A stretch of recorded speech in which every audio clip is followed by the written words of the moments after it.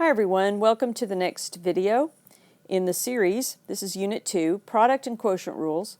So far we have learned two ways to find the derivative of a function. The first way that we have found is to use the definition of a derivative where you take the limit as delta x approaches 0 of the difference quotient, which is f of x plus delta x minus f of x over delta x. We've also learned the alternate form of the derivative, which is the limit as c approaches 0 of f of x minus f of c over x minus c. We've also used and learned the power rule, where we have done rewrites and learned about writing the correct notation. Right? So f prime of x is the derivative. So we're going to introduce two more rules, the product and the quotient rule, and we'll start this right now. So the product rule is where we have a function, h of x, which is composed of one function, f of x, times or multiplied by g of x. Now, this is not a plus or a minus. This is multiplication between. Okay? And in order to do that, we do this. We take the second, this is the second, this is the first, right?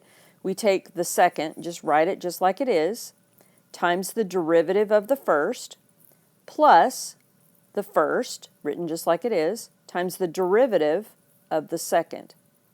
Okay? So this is the notation for finding the derivative using the product rule. All right? So to use that, we have, here's a function. I have x squared times cosine x. There's no way to write this as a product rule. If this were a product rule, there would be a plus or a minus between these two terms, but there's not. There's a multiplication. So this is a product rule problem. So this is the first function. This is the second function. So to find the derivative, I take the second function, written just like it is, times the derivative of the first, plus the first times the derivative of the second. Now, the derivative of cosine x is negative sine x. So I'm going to throw the negative out here. Now, the reason that I don't put it here is because doesn't this look like x squared minus sine x? And that is not what's there. It's times between them. So I took that negative sign and I put it out in front. So there'd be no doubt of what it should be. So to rewrite this then, I would say 2x cosine x minus x squared sine x.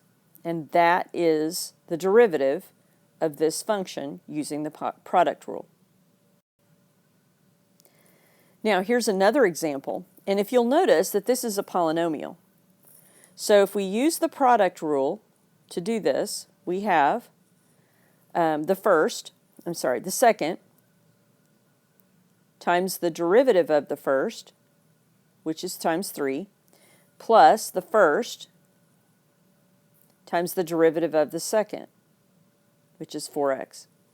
Multiply through, we have 6x squared plus 3 plus 12x squared minus 4x.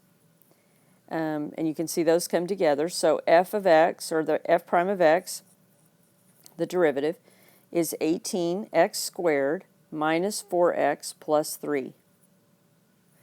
Now, what if we do this a slightly different way? What if we take the original function and we multiply it out? We say 6x to the third plus 3x minus 2x squared minus 1. And then we find the derivative of it using the power rule. And I can use the power rule because this is a polynomial.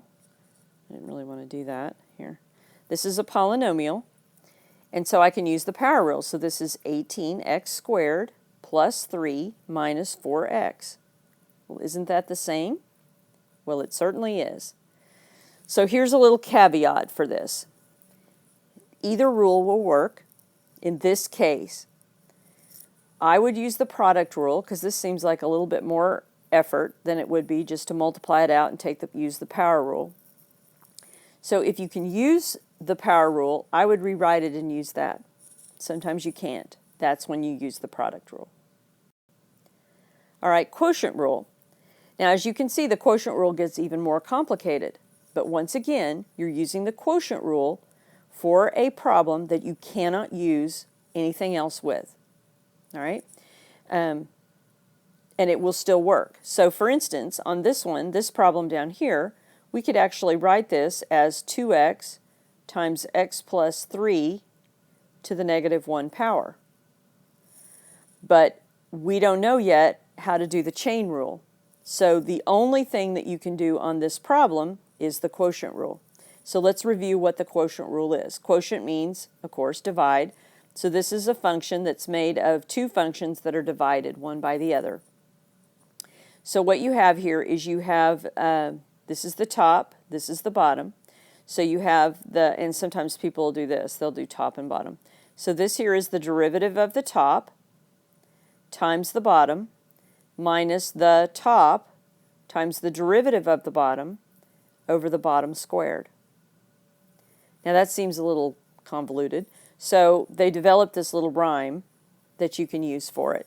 And this is written just a little simpler right here. This says y equals u over v, okay, high and low.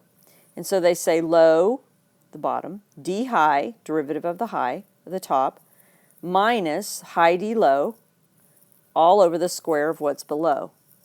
So if we write that one notation, we would say low d high minus high d low all over low squared.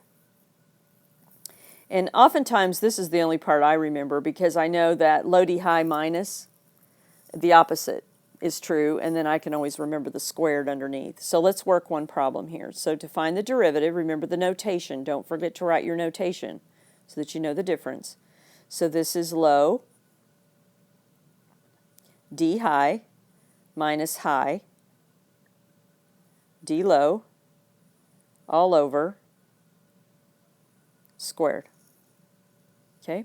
And then the rest is just algebra simplifying. So 2x plus 6 minus 2x, which is handy, so that goes away, equals 6 over x plus 3 squared.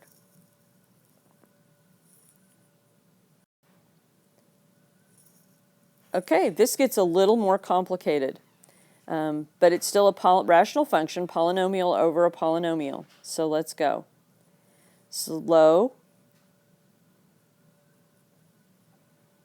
d high minus high d low over low squared. And the rest, honestly, is simplification. So I would like for you to simplify the top part of it. Nothing is going to cancel.